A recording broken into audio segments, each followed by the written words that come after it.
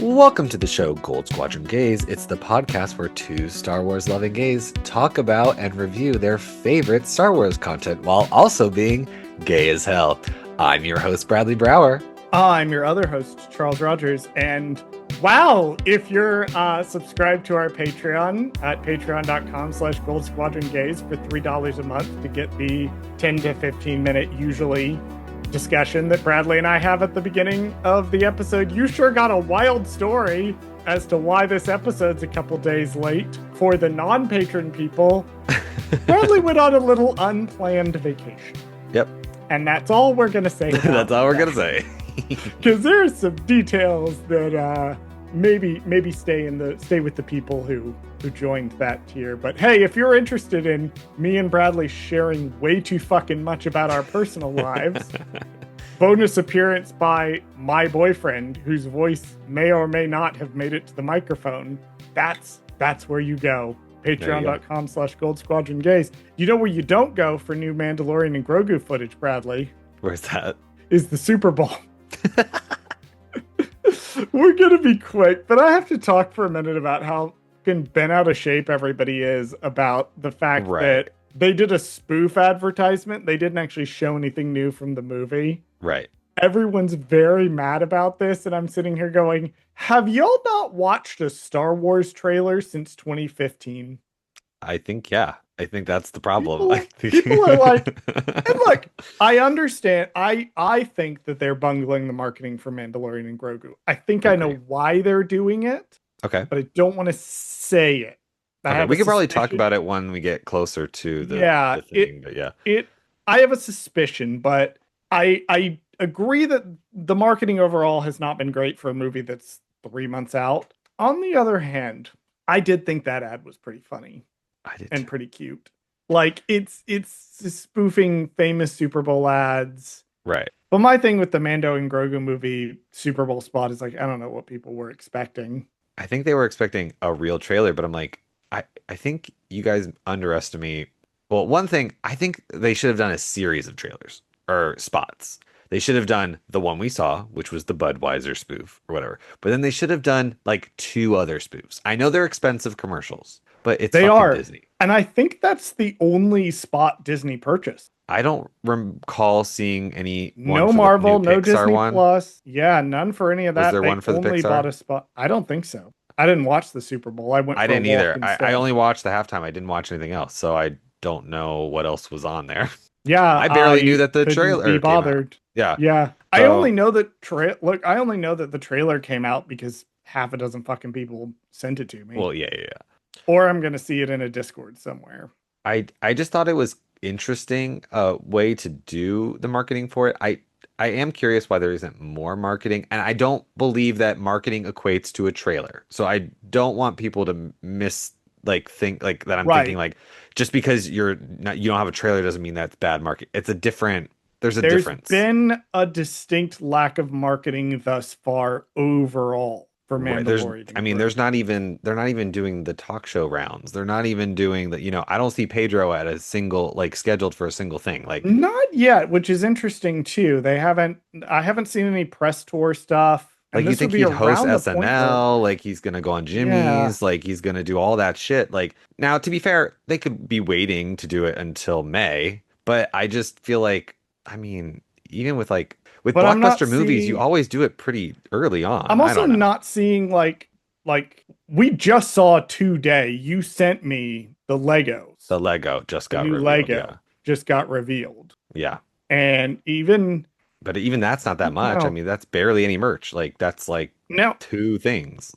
It was 3 sets. Now I will say what is pissing me off a little bit from people is when people are equating the lack of marketing to, oh, well, this movie's going to flop. No, because that's not quite the same. It's a dirt cheap Star Wars movie. I was going to say, there's a budget thing here. People are like, oh, it's going to not make any money, et cetera, et cetera. I'm like, it's a Star Wars movie. It's going to make millions of dollars regardless. It's the cheapest. It's the cheapest of the Disney Star Wars movies. Yeah. It's the cheapest one they've done. It's y'all know about it. Everybody knows about it. It's I get it. I get that it's more Mandalorian and more Grogu, but also like one, they're super recognizable characters at this point. And two, I do understand if you want your return to theaters to kind of be a baton pass with characters people like, as opposed to doing something completely off the walls that we've Right. never seen before, which, oh, by the way, that's coming in 2027 with Exactly. Starfighter. This is a So you soft will get your launch. movie. This is a soft relaunch. Yeah, this is Yes. soft This relaunch is for a let's sure. put our foot out into theaters. Hmm. Let's take this, let's blow this episode of what could have been an episode of the Yeah. show up, and we'll shove it in theaters and we'll make some money there, and then we'll make some money on it again with all the Lego tie-ins and the shitload of new Grogu merch that we're gonna have. Well, exactly. It's all about new merch, right? Like It's that's all really about what new it is. merch. Like, yeah, so Merchandising. merchandising. Merchandising. That's where the money is. Exactly. God, I love that movie. All right, we got to talk about Star Wars. I don't know. A Star Wars thing? I'm still processing the story you told me. Well, you're gonna have to So get over it because we I'm going to gotta have to get get the through this. fuck over it and do my job. Hey, Bradley, what are we talking about this week? This week we're talking about Star Wars Resistance Season 1, Episode 6. The Children from Tehar. In need of credits to fix a broken part, Kaz looks to recover two missing children and claim a sizable bounty. Charles, what's one thing you liked about the episode and one thing you did not? One thing I liked about the episode, if this is your introduction, if you're watching this in order, in chronological order, like the sequel stuff, and this is your introduction to Kylo Ren, it's a really effective one. I really liked anytime he was brought up, how the kids talk about him, what it sets up for how we will go into The Force Awakens knowing this guy. And there's some interesting clues as to his identity and how some of the other characters interact with him. It's fun to watch this episode and know who Kylo Ren is, especially if you're approaching it in order the way that we're approaching Resistance in the sequel films. One thing that didn't work for me, while I appreciate the setups and the payoffs, because the show is really good at the setups and the payoffs, the how we solved the big problem felt a little easy. It felt a little clean and neat. And Pyre's just like, okay, fuck it. I'm gonna leave now. And then he just We fucks see off. splashing in the ground. We're like, all We right, saw they're dead. splashing, the life signs are fading. Yeah, Meh, we're done, we're I done. guess. Hmm. And also, No like, investigation. like the minute I saw the hole in the ground, I was like, oh yeah, they're gonna fake these kids dead. I've seen the show before, but I had Right, forgotten right. how this ended, and I was like, oh yeah, okay, that's how it ends. What about you, Bradley? One thing you liked and one thing you did not. So what's funny is both my like and dislike. I have two things, so I'll have a like and a dislike, but I both like and dislike my both likes and dislikes. So it's like I'm neutral, I guess, on both of them. So my one thing, which is kind That of was a whole silly. lot of words that meant fucking nothing. So there's a part in the episode where they show BB-8 going downstairs, and it's very reminiscent of the whole like there used to be this super big argument about how the fuck R2D2 goes downstairs, and then I guess they finally showed it at one point in the prequels, and people were like, "Oh," right? But in the same way that we see BB-8 go down the stairs and we see R2D2 go down the stairs, I don't think we ever see them go up the stairs. So it's also hilarious because in this BB-8, we see him go down the stairs very carefully, and then there's also another part where he like falls down the stairs at one point in a rush. But we never see him go back up the stairs. So in my brain, I just think Kaz is picking him up and carrying him up the stairs. Like it just they're just not showing it. I just find it just really stupid but funny. But another thing that I actually really loved, but I also think is kind of weird, and I don't know if we'll ever get an explanation for this in the show, is why is Pyre gold other than just the name being Pyre? Like I don't understand why he's In gold. universe, we will not explain. Out of universe, I can actually tell you because it's on my screen right now. Okay, do you want to wait till we talk about him and then you can give me the explanation?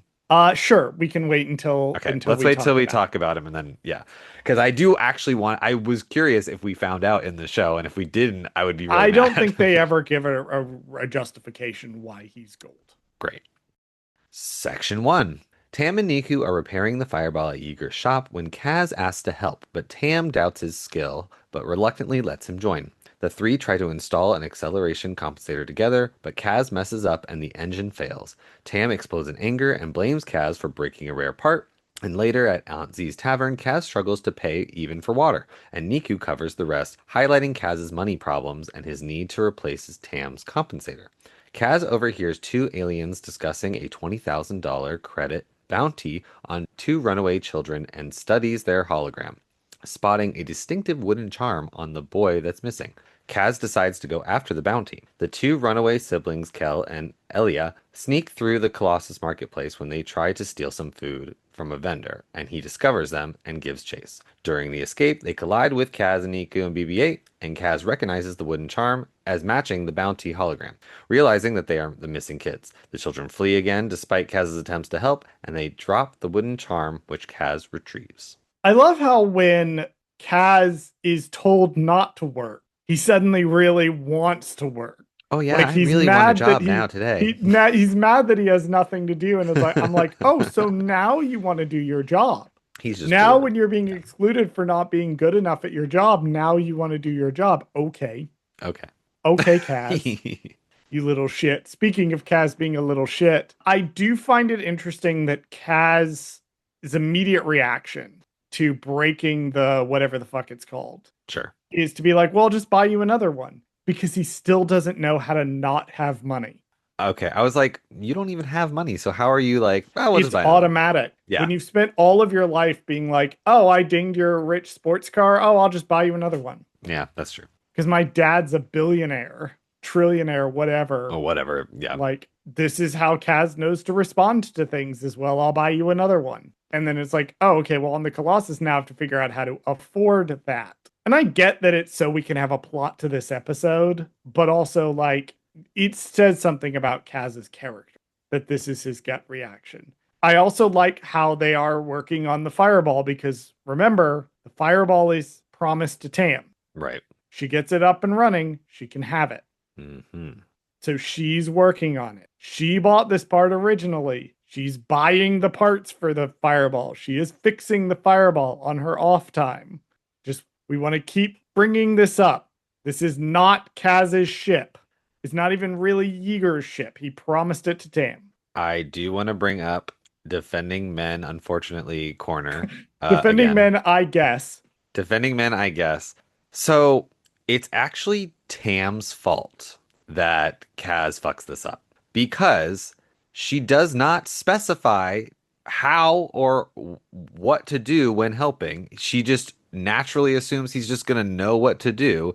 And when they do their little thing where they all have to turn it at the same time or whatever the fuck, right? Kaz is like, oh, I guess I did it upside down or whatever the fuck. I'm like, Tam, Top you're left or in his bottom left? space. Yeah. I'm like, you're in the space. You can see if he's doing it right. So I'm going to have to ding her a little bit here, because ultimately she was responsible, because if she knew like he didn't really know what they were gonna about to do or whatever, she should have instructed him a little bit more. So again, defending him, I guess, but it's on a technicality.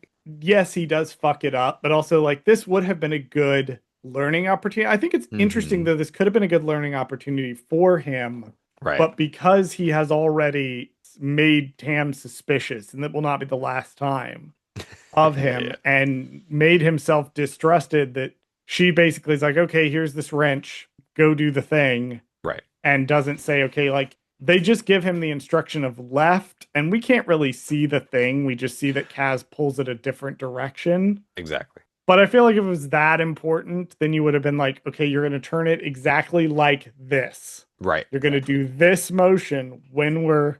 And of course, So, Niku's just standing there being his Niku self. right. Speaking of Niku, they get into the bar. Kaz goes over to the bar and Niku joins him. And jet juice is brought up. Okay.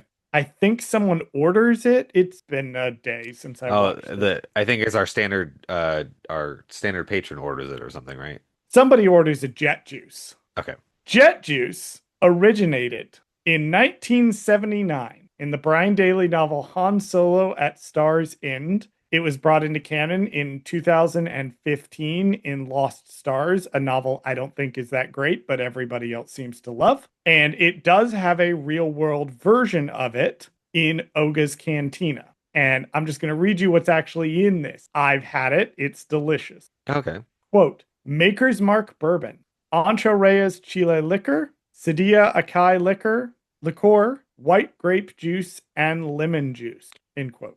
And that's not the drink I had, right? I had something else. I think you had something else. The fuzzy thing. You had the fizzy tauntaun. Okay. Because I always insist if somebody comes to Oga's for the first time that they try the fizzy tauntaun. Yes. Yeah.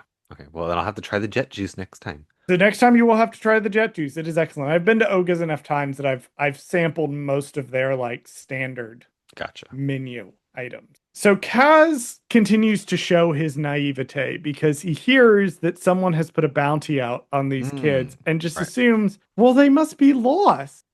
They must have gotten lost. Right, because like who else would be looking for children other than obviously like their parents or something? Like I don't know, man. Maybe the Yeah. fucking evil organization that you are explicitly here to spy on. So I have issues with this. Okay, from a logistics standpoint. I thought from what I know from the Mandalorian, I assumed that you had to be in the guild, the Bounty Hunters Guild, to be able to see these bounties. It wasn't just like public knowledge. Yes and no. You can contract the guild specifically for a bounty. Okay. That's how you're technically supposed to do it. Right. So it's all Is legal. you want to have yeah. a professionals to do it. You don't just want to slap a like Wanted poster hey, on this. here's $10,000 to find these for anyone who brings in these kids. Right. But the First Order doesn't really seem to care. So they're just going to post a thing that's like $10,000 reward for anyone who brings us a kid. It's probably, I don't know if there's like Orabesh translation or if we see any of it, but it's probably something more akin to like, oh, there's 10,000 to anybody who like turns them in. Like it's less of a go hunt for these kids and more of like an APB of like if you have information, somebody on one of these platforms will know something. Okay. That's true. I guess it's not specifically catch them for us. It's just give us information and then we'll get them kind of thing. It may be that. It may also just be that the First Order doesn't care. The First Order does not particularly care for rules, and they have their own space. They have their own sector of the galaxy. They can do whatever they want in their sector that they run. Right. So maybe they don't even have contracts with the Bounty Hunters Guild. We don't even know the state of a Bounty Hunters Guild at this point. Right, because we only know up until Mandalorian. We don't know in the intervening 30 years up until this point. So the 20 more years or 20-ish so years, until we get to 30 years until we get to. Right. One fun fact that I got from Bucket's List on StarWars.com, which is what they're calling their trivia guide. Quote, the food Kel and Elia, who are the two kids, steal in the marketplace is puffer pig bacon. That a pig-like Ugnaught is selling it is particularly unpleasant. Also, is it Ela or Elia? I don't think they ever say her name in the episode, by the way. Elia? Like I had to rewatch it. I don't think they ever say her name. I don't think they say her name in the episode either. They say Kel a few times, but Kel, but Elia, I think it's Elia. Elia, it's Eila. I don't know. Anyway. Elia? I don't know. Well, maybe if they say it later on in another episode, we'll remember. Then we'll look. Let's look out for that. I'm just gonna say Ela. According to Bucket's List, it's different. It's fucking spelled different. How is it spelled different? Up above okay, I gotta double check this. Yeah, what's it on Wikipedia? It's spelled two different fucking ways on. It's Eila on Wikipedia, but what is it on Bucket? Isla. So it's misspelled on the bonus fun fact. It's misspelled Elia. But see, then I would think her name is Elia. But then, like, if I look at this spelling, I think it's like Ela or something. Eila is down further. The fun fact I was about to read out to you. So I think it's Isla. The sister. I'm going with Isla. So in earlier versions of their characters, quote, in earlier versions of their characters, Kel and Isla were named Bo and Dopa, which is 1 and 2 in Huttese, end quote. I don't like that as much. And I don't even like the fact that we can't even say her name properly. I don't like Dopa. That's because the fucking article won't. It has two different spellings. I think it's Isla. Okay. I think they do say it at one point, and I do think it is Isla. That is going to be something to look forward to. That's what I'm going to go with until they come back and somebody actually tells me. Sure. Okay. All right. I also love that my final note for this section that the boy Kel says we don't need help, and like the immediate next line of dialogue after they walk away is Kaz going, Yeah, those kids need help. Yeah, I well, love the yeah. comedy in this show sometimes. Uh, do you want some information on our voice actors for the two Sure, if kids? we want to talk about who's voicing Kel and Isla. Starting with Kel, Anthony Del Rio does the voice. He's mostly a voice actor, best known for his roles in video game series. He does the voice of Pit or Dark Pit in the Kid Icarus series and Super Smash Brothers. He's done voices in other series such as Metal Gear Solid, God of War, Halo 5, Starfield. He's done voice work in shows like She-Ra, Princess of Power, and He-Man, Masters of the Universe 2021 edition. And more recently, he does voice work in the Rugrats 3D reboot. He has a Disney voice trifecta. He did voices in a couple Marvel things. He's done voices in the video game Lego Marvel Adventures. He did voices in some TV series and shorts, such as the Superhero Squad show. And then as for Disney, he appeared once in two different Disney Channel series, one being the Jonas, which was the Jonas Brothers TV show, and then the other Hannah Montana. I mean, I basically recognize everything he was in, but there's nothing new. But And nothing stands out. spoilers, Yeah, yeah. the sister also not anything that stands out to me that Bradley probably won't mention. Nikki Suhu, I think is how you say her last name, does the voice of the sister. I'm not going to try to say her name. She is a Chinese American actress. She's best known for her roles in The Lovely Bones, Stick It, and Bring It On, Fight to the Finish. As for TV, she appears in the impossible to find that you cannot watch on any platform whatsoever, Heather's TV series reboot.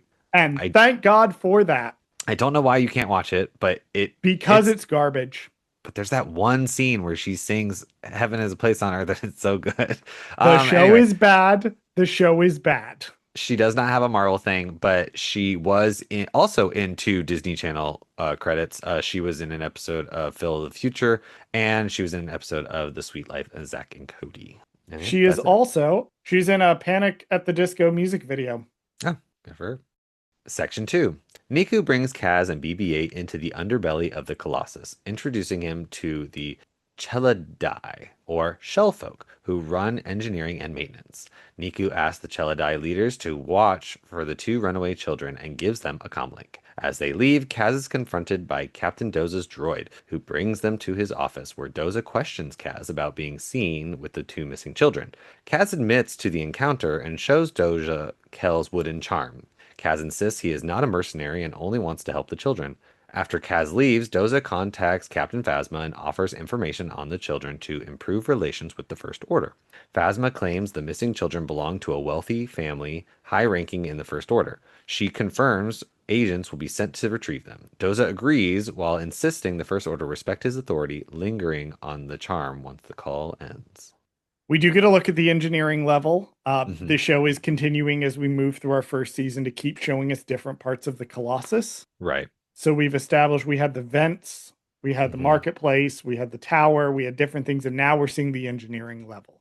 And we Gotcha. do find out, remember, I mentioned we were going to find out a little more about who actually runs the station, like Got who it. maintains it, as well as the actual residents of this planet that they're on, Castellon. Hmm. And here is our answer. It is the Chelidae from So these. these What's guys, up? they're not related to the ones we saw in Ahsoka, right? These are totally separate, Totally separate thing. just happen to be a similar That happen turtle to also thing. be turtle people. Yes. Okay, good. Just making sure it wasn't the same. Yeah. The difference is that the other turtle people had little waistcoats, and these guys have little nose rings. Oh, So totally okay. different turtle people. Well, obviously the ones in Ahsoka were turtles, and these ones are tortoises, Yes, obviously. obviously, So I don't, obviously. Yeah. not that I know the Some difference, some but biologist out yeah, there is just yeah, yeah, fucking yeah. screaming at me through their Screaming like headphones. I don't even know the difference between the two. I love the Chelidae. Yeah. I'm going to quote from the StarWars.com Buckets List Trivia Guide here. Quote, the engineers of the Colossus were designed to be the indigenous sentient species of Castellon. They are amphibious but prefer to live above water and carry their belongings with them on their shells. The males have facial hair while the females do not, and this particular group slash tribe all have similar nose rings. Bonus fun fact, the Chelidae species shares a name with a family of real world turtles on our planet. End quote. So these are turtles, and then the other ones are Fucking whatever. right. No, but Turtle they're people. they're they're good, interesting design. I like them. I thought it was very clever that they don't speak, so that we don't have to like. Well, one, it's a cheap way, so you don't have to hire more They voice have a actors. But voice I was actor. gonna say it's the one guy who's probably doing all of it, right?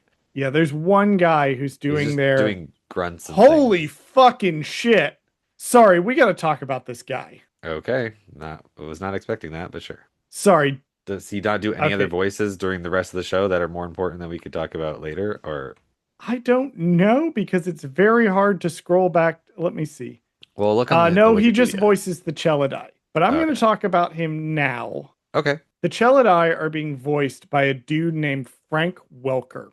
I literally don't have time to go through his on IMDb. Sure. 904 previous acting credits. So he stays This busy. guy is voices an insane amount of stuff, and it's all stuff that like I know. Like in many, many, many things, Scooby Doo. He's the voice of Scooby Doo. Oh, wow. He's the Cave of Wonders in the 2019 Aladdin. I'm just scrolling backwards through to find things I recognize. In a bunch of Garfield stuff, he's Garfield. Okay. It's pretty Almost iconic voices. certainly has a Disney animated trifecta. Let's see. I'm just going to keep scrolling all the way down because I want to see. He got Tell his me that. start in 1969 Oh, as a yeah. film actor. Oh, he does all the Uh, Transformers movies too. yep, he does all the Transformers movies. He's a bunch of voices in Transformers. Oh, wow. Uh, he's in the fucking Oh, he new definitely Tom has a and Disney Jerry trifecta show. somewhere in there. Just looking at it. He's got His something. his first Scooby Doo was the new Scooby Doo movies in 1972, Oh, in so which he's he like the voices OG. Fred Jones. He's not the original voice of Scooby Doo, Okay. but he has been voicing Scooby Doo in a lot of recent stuff. Yeah, no, big fucking voice actor Oh, that yeah. they He's got got. lots of Disney movies and things. Like, If okay. you can think of a thing, he's probably been in it. I've been scrolling up for ages and I'm only on 1987. Yeah. Oh, and he's in the very well received The Lion King 1.5 uncredited. So Yep. love that for him. He's Oh, in and World he's of the Warcraft. goldfish in Cat in the Hat. Yep. Oh, one of the best movies ever. He's in The live Totally action version. Spies. He's in a bunch of Looney Tunes stuff. Yeah. He's also in This is not everyone's his favorite first. Knights of the Old Republic. I was Love about that. to say this is not his That's first Star Wars. there you He go. was a couple of voices in Star Wars Knights of the Old Republic in 2003. There you go. That's how they get you. So Legendary voice actor. That was our tie sort of side thing that I side briefly quests. got Yeah. distracted because I realized that this guy was a big fucking deal. Love that. Anyway, I love the scene with Doza and Kaz Hmm. in Doza's office because Doza basically sits Kaz down and goes, "Let's think. Let's take just a minute and use our brains. Let's put our thinking caps on." And asks all the questions that Kaz should have asked about 10 minutes ago. And Kaz is like, "Oh." And Doza's like, "Yeah, maybe we think about this." Yeah, maybe we don't try to jump careers all of a sudden and try to like go after children. No, and he clocks, I think, very quickly that Kaz is very good-hearted, but he's very naive. Yeah, I think he's giving the vibe that he thinks that Kaz is kind of a dope. Like Yep. he's like this guy is kind of an idiot. Like I don't know if he necessarily knows what he's doing. Which is probably good for Kaz in that it little I think Doza might be a little less suspicious, I guess, or like or he's That's just kind of Kaz's whole yeah, deal is no one yeah, would suspect him of being a spy because he's a fucking dumbass idiot man. right. And no one suspects him of actually being a really good spy. Then Doza, of course, immediately turns around and calls your favorite, Calls Captain his Phasma, calls his girlfriend. Hey girl, just want to calls let you his bestie, know. Captain Phasma, and it's like, hey, Hey, they were on the um, station. right. But he's doing it in such a way where he's kind of like trying to drag information. Like the First Order has a cover story, and Doza's just here with the little needle trying to poke at that cover story to see if he can get her to crack. And she's Captain fucking Phasma. She's not gonna crack. Well, because he knows she's lying. Like She's so full of shit. she's full of shit. He's like, who are these kids? Like, why are they so important? For 20,000 credits, they must be pretty important, right? And she's like, oh, well, it's obviously just some super high-ranking officer in the First Order. It's their kid or their kids Well, or so whatever. she Like, claims this is really interesting. She yeah, claims, oh, it's some super high-ranking family in the First Order, but she non-military. says they're non-military. That part I thought was weird. And that made my eyebrow raise. Because I'm like, you're claiming to have non military? There's no evidence, by the way, that I could find anywhere Okay. of anyone in the First Order not being military. That's what I thought. I thought like their whole gimmick was that That is their they're whole gimmick. I purely couldn't find military. a I couldn't find a single instance of someone in the First Order that we know of that is actually non-military. Because we're gonna have a huge discussion when we get to Rise of Skywalker with the fucking planet, with the people that live there. And Yes. I'm literally that's one of my Well, biggest like question marks is That's the like, Sith yeah, Eternal. yeah, yeah, But yeah. as far as the First Order goes, yeah, as far as we know, the First Order is strictly a military organization. Right. And I was assuming it was the similar thing where they're just like, oh, we only live on the ships. Like, there's no home planet where they have villages and shit and like, cities and towns. Like, I just don't think that's like a Like they thing. have planets under their control, and maybe it's a high-ranking family or the claim is that it's a high-ranking family from a Hmm. planet that's under their control. But that's kind of stretching it a little bit, even though Yeah. none of this matters because Captain Phasma's just fucking lying. She's straight up, yeah, she's just She's just lying. looking in Doza's face and spewing bullshit at him. Hmm. But so they keep, I know we learn about it in a later section, but they keep harping on this little wooden thing. And does Doza, he's looking at it, but like, I'm curious, like, if he knows what it is, and that's how he catches on that she's lying because she's like, this symbol means something, and I don't think it means anything in the First Order. I don't know. I don't remember. Okay. Yeah, I do not remember where this goes. He knows she's lying, though. Right, right, right. Like, he's clocked that pretty quickly that she's lying. Section 3. Hiding beneath a drain, Kel and Elia tend to her broken leg and talk about their lost homeworld of Tahar and reveal that they are fleeing from someone they believe can find them anywhere. The Chelidai alert Niku that the children have been found, but Kaz is delayed when Tam confronts him about the missing compensator and forces him to deal with it before leaving. Kaz reunites with the children in engineering, where Kel distrusts him and assumes he wants the bounty, but Kaz insists he is trying to help them get home. Niku examines the sister's leg and discovers she has a fever, while the children reveal their parents and entire village are gone and that they are the sole survivors. The children explain that their homeworld of Tahar was destroyed by Kylo Ren and his forces, barely escaping by stowing away on a cargo ship. Realizing they are fleeing from the First Order, Kaz vows to protect them. A First Order command shuttle arrives as Kaz, Kel, and Niku search the marketplace for something to treat the sister's broken leg without drawing attention. Kel leads them to an herb stall where Commander Pyre and stormtroopers spot the group and begin their chase. Tahar is only mentioned in Star Wars Resistance. We've never seen it before, and we will never see it again. Well, we can't Well, we can't because because it's not somebody there anymore. destroyed it. Yeah, it's literally not there. Somebody named Kylo Ren with a Hmm. lightsaber and a mask rolled up with an army and fucking annihilated this entire village. Now, are we ever gonna get more reason as why, or is this just like the First Order just does what the First Order We'll does? get a little more context as the show goes on. I'm not Okay. sure they'll ever fully explain why he targeted this village specifically, Okay. but by the end of the show, you'll be able to make at least some educated guesses as to what he was looking for Got it. when he annihilated this village. But yeah, Well, because the context clues here are one, the kids know of Jedi, which is interesting in this time period, mhm. only because I mean, from what I remember from the movies and things like that, like it's not something that is like widely talked about or known anymore. It's not like a thing that it's really kind of just old ass stories that people just maybe talk about. And she kind of says that here. She says like, "Oh yeah, like the Jedi from the old stories." Like so By this point, it's been yeah. half a century since Right, since we've we seen had them. a we had a Jedi Yeah. around in any noticeable, appreciable way. I'm like, the Hollow Yeah, news, because like Luke Skywalker has just been fucked off doing his. We'll find out what he was doing right, when we get to The Force Awakens. But he's not running around like appearing on news vids all the time. right. Like it's not like the old Jedi. So yeah, there's a lot of people like there's one Jedi for the entire galaxy.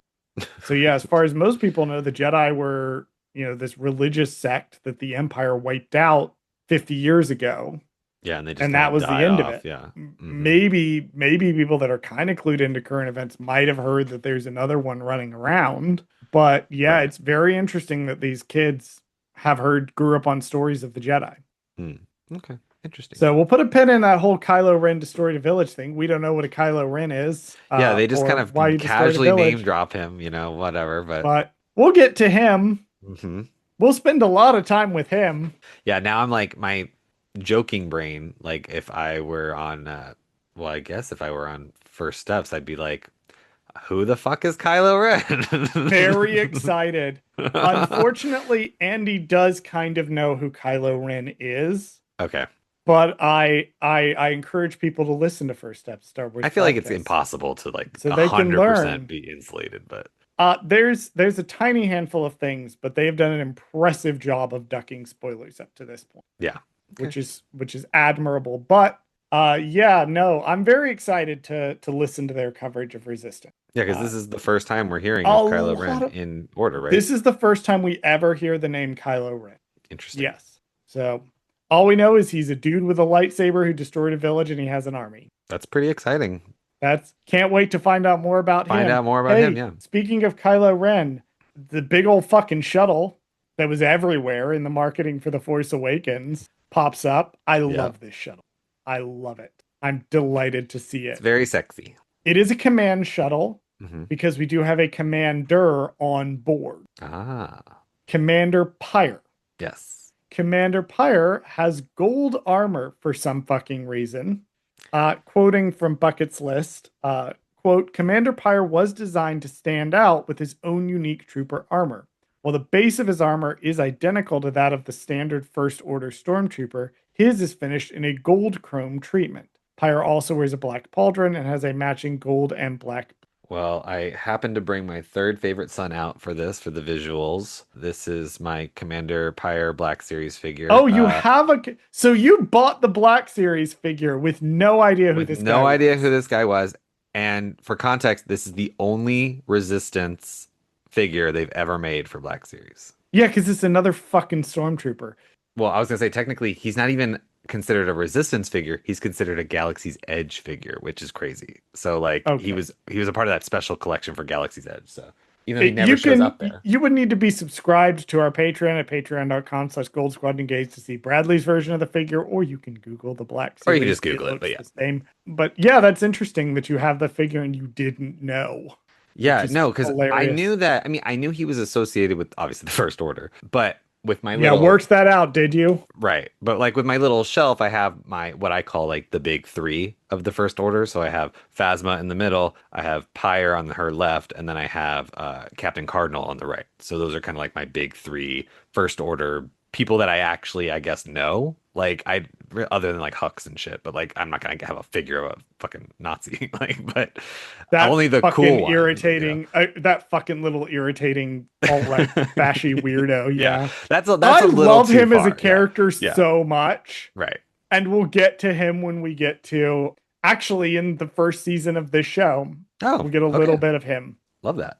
And But I will have a lot to say about his episode of the second mm, season of this show because nice. it holds a very special place in my heart. We'll get to it when we get there. But Commander Pyre is going to be a recurring character on the show. So, hey, Okay. let's talk about his voice actor. Yes, Commander Pyre is being voiced by the very attractive Liam McIntyre. Oh my God, he's so hot. He is an Australian actor, so ding on the yes please already. But please look him up. Very hot. I don't have the time to like pull up all of his shirtless pictures because he is best known for playing the lead role in the Stars television series Spartacus Vengeance, where spoiler alert, doesn't wear clothes very often in that show. Yeah, Um, no, I've watched an episode of a Spartacus show, and that was enough for me to clock pretty much what's going on. yeah. So I think that's all you really need to know about the show. I don't think there's any other plot happening there, but yeah. So he's in that. He's appeared as the villain in the CW's The Flash. He's also done voice work in the Gears of War video game series, and he also does the voice of Captain Boomerang in the DC animated movie universe. Naturally, being Australian, you Naturally, yes. know. Fans of Jedi Fallen Order will know him as the voice of Terran Malicos.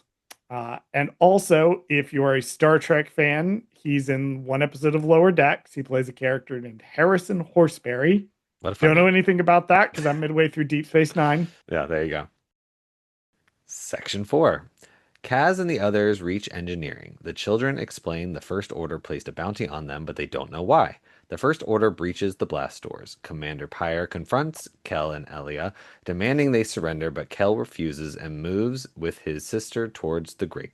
The children appear to plunge into the ocean, and the First Order scans show their life signs fading, convincing Pyre that they are dead.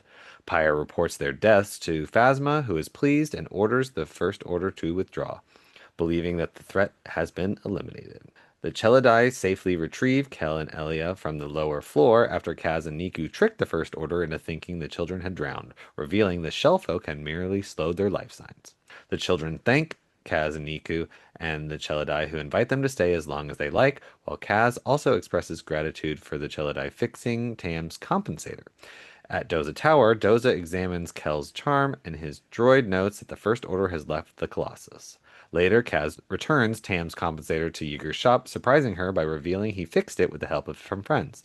Kaz contacts the Resistance and speaks with Elo Asti. He reports the situation with the children from Tehar and the First Order's destruction of their planet under Kylo Ren, earning his praise and a note that General Organa will want to hear immediately.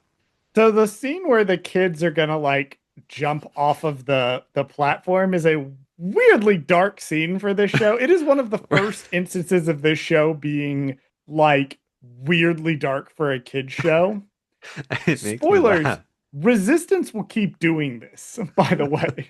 No, I It'll love keep when they being do having this. these random moments of like, yeah, these kids are gonna act like they're gonna fucking jump. No, it's so funny because like I mean obviously like it's a kids show, right? Like so they're never gonna really do anything truly dark, but I love the mislead in universe of like we'd rather fucking die than like come with you.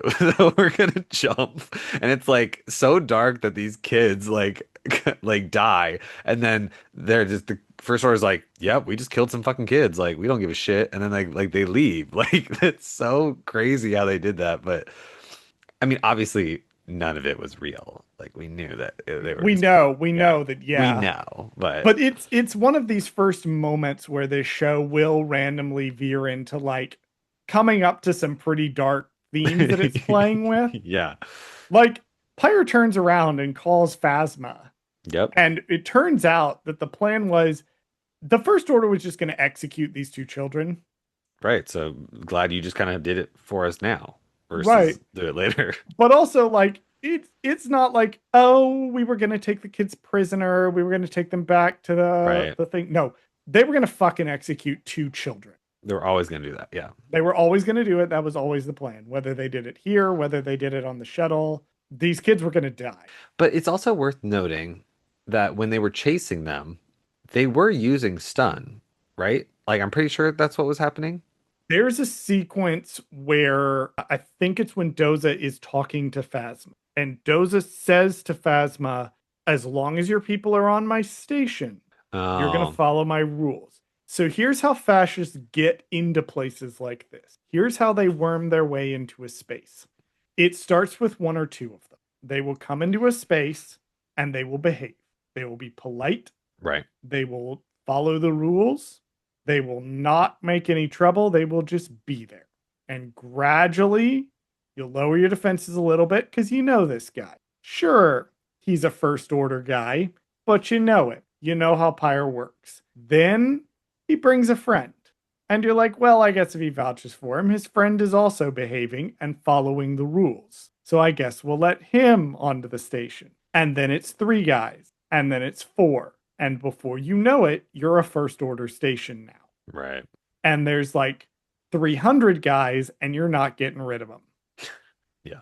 So I think that's what's going on with the stun bolt is for anyone who's watching, they're following the rules, they're apprehending them non-lethally, and they're going to take them away. Right. Hmm. Interesting. Well, I guess like yeah, because if they were to catch them in public, they don't want to make it seem like we just Exactly. murdered some kids. Like they want to be like, oh, we caught them or we got them kind of thing. So that makes sense. Yep.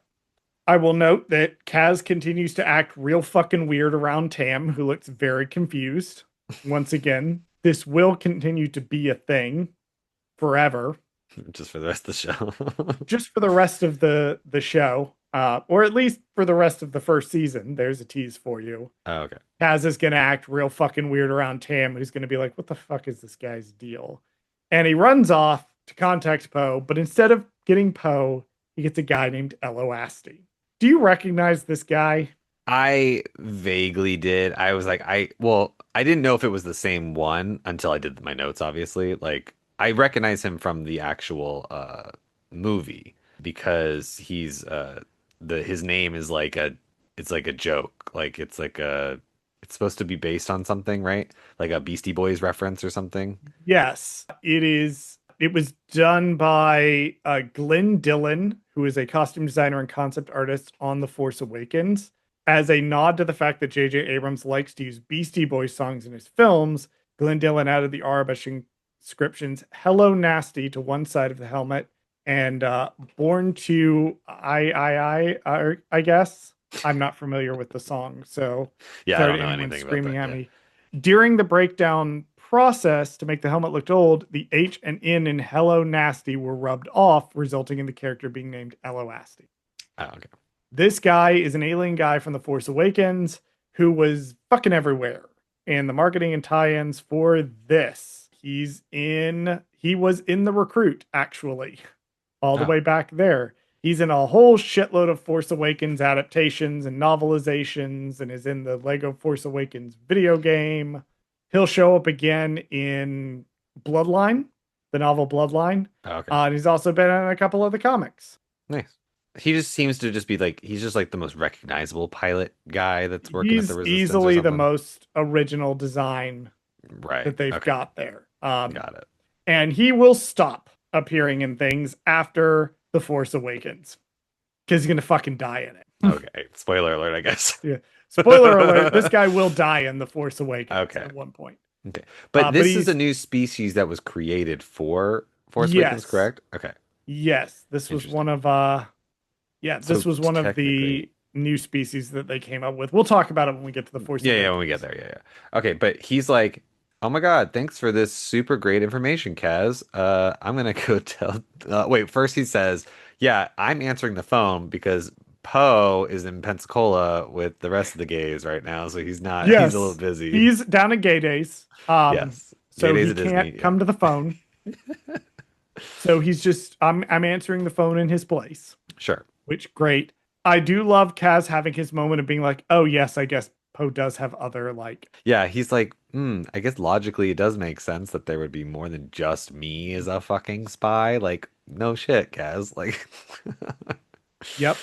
By the way, Elo Asti is voiced by Star Wars veteran Matthew Wood, who has been working in sound on Lucasfilm projects since 1992, right. where he started with the Young Indiana Jones Chronicles and has been involved in the sound with and generally a voice actor in basically every Star Wars ever, forever, with the exception of the original trilogy and the holiday special. His first Star Wars role was 1999 as Bib Fortuna in The Phantom Menace.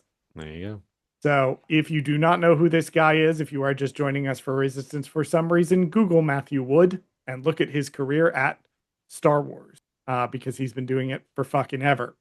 Uh, they do some speculating about where Tahar actually is. They think it might be in the unknown regions. They're pretty close. It's in the mid rim near the unknown regions. go. Okay. Yes. And then, notably, when Kaz brings up Kylo Ren, LOSD's like, yeah, Leia's gonna want to know about that. Right. I wonder why she'd I want to know wonder about that. why Leia would be really interested. I mean, well, aside from I mean, logically, obviously she's the general, so like, why wouldn't she want to know? But like, Yeah, but she's got a special there interest in might be a knowing about reason why she cares more than others. why we don't know. Well, I don't We'll know if we'll find out find when we out. get to the Force Awakens. I was like, are we gonna find out this season? Or are we just never gonna find out until the movie? We are not going to find out to the movie. Okay, well, fine. This episode was directed by Saul Ruiz, who we know directed a bunch of Star Wars. It was written by a dude named Paul Giacopo. Paul Giacopo is generally a visual effects guy and a writer. So he's in this weird thing to where usually we'll have like one or the other with Star Wars writers that are also vis effects guys. It'll be one or the other. They'll have a ton of visual effects stuff and like maybe a couple of writing credits, mostly for Star Wars, or they'll have a few other like more writing credits, and then they did a couple of Star Wars like other additional crew things, and they also wrote for it. Right. This guy's pretty balanced. He has 26 writing credits and 30 visual effects credits on IMDb. Cool.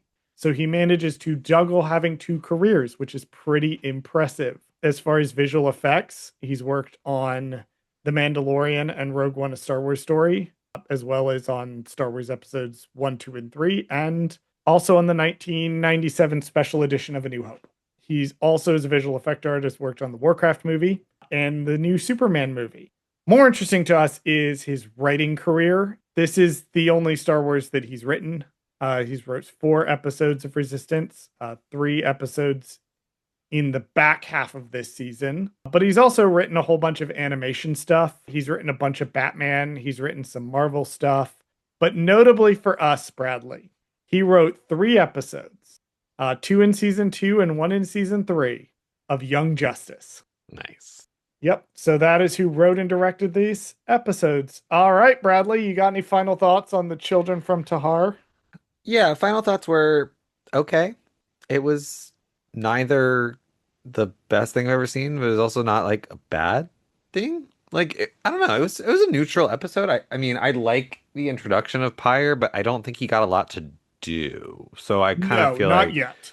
I'm like, a little underused there. It could have literally just been troopers. Like I don't even know if you really needed it to be Pyre. Like I could see the logic. I'm just saying like in terms of in universe, theoretically, you could have just had generic Stormtrooper 1 and 2 walking around asking people if they've seen said kids. And then if they had turned around and seen the kids, like, great, you know? So that's my only complaint. But other than that, I thought it was fine. What about you? I also thought it was fine. It's not my favorite episode of the show. It's not my least favorite episode of the show. It's pretty competent from beginning to end. I badly want to talk about Commander Pyre, but I can't. Hmm. This is our introduction to him. He will be back. We will talk about him more later when he returns. But they are setting up these pieces now that will be used later on. Right. And we're continuing to flesh out the world of the Colossus, which is nice. The Chelidai being introduced, and this is another component piece of the Colossus that we're going to have. So it's continuing to build out this world of the Colossus, and that's really part of the strength of the first season of the show, is that you can spend a lot of time building out the world of the Colossus in a way that you can't build out something in a show like, the Clone Wars or to an extent Rebels.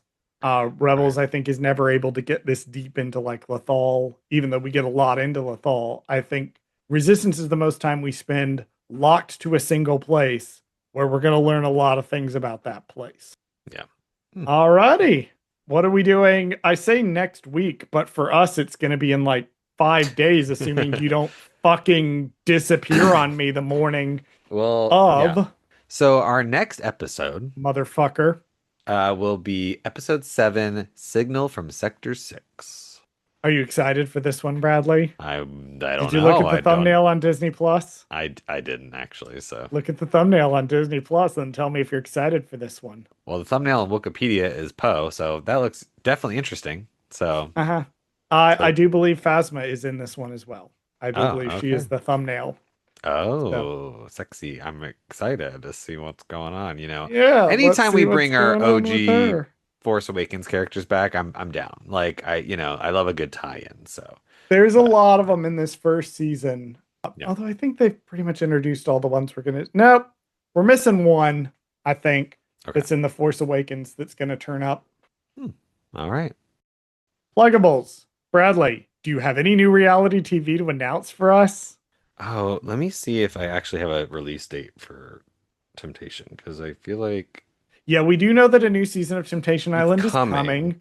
I just don't know if Why? I I have the don't know. exact date. Why So let me Netflix continues to release the show, I have no idea. because it gets really good ratings and it's actually a really good If show. it gets really good ratings, then why didn't they have a reunion for the last season, Bradley? Why did I have to watch some fuck ass podcast? That's because Netflix is cheap as hell. I don't have a exact release date. It is coming out probably closer to March-ish. I'll get a definitive date soon, hopefully, and then I'll be able to ask. Otherwise, you can watch all my other shows like Married to Medicine on Bravo and King's Court on Bravo as well. I also have another podcast. It's called For Light and Dice. It's a Star Wars TTRPG set in the High Republic era. That's about to start recording at season 3. We are about to release, we just recorded and we're about to release some behind the scenes episodes where I talk extensively about the show. So definitely check that out. Now is a very good time to binge listen through the entire first 2 seasons. Sorry to Bradley, whose character did not survive the end of season 2. Oh, did I die? Oh, I think you died. oh okay. I think you died. Oh, yeah, that's true. Did you see a body? I did we see a body? I need to ask Chris. Moving on. Speaking of bodies, Somehow Bradley returned. I also write a crime serial called Beach House Studios. You can find that on Amazon, Kobo, Barnes and Noble, and you can get it through Overdrive through your local library. I have had to switch some things around, so in the coming months, I'm going to be looking into the print editions for those. So definitely keep your eye on this space and definitely keep your eye on socials if you want to know more about that. Alrighty. Well, this has been fun. I will see you in several days. Please don't do redacted thing again this week. You little shit. Run our socials. Thank you for listening to Gold Squadron Gaze. Did Charles fuck something up? Email us at goldsquadrongaze@gmail.com and let us know. You can follow us on BlueSky, Instagram, Threads, and TikTok at Gold Squadron Gaze. Subscribe to us on YouTube at Gold Squadron Gaze, where we post full episodes of this podcast. If you like the podcast, you can also rate us and review us on your favorite podcast app of choice. Please join us next week and every week for another episode of Gold Squadron Gaze. I know it's going to sound like I'm doing a bit where I say, do not watch the Stephen Moffat adaptation of Dracula. It's so bad it's not even fun anymore. It's just incompetent and dumb as hell. Go watch Last Voyage of the Demeter. Go watch Last Voyage of the Demeter. It is basically episode 2 of that, done better. That's my TED Talk. It's a really fucking good horror movie. Shit's great.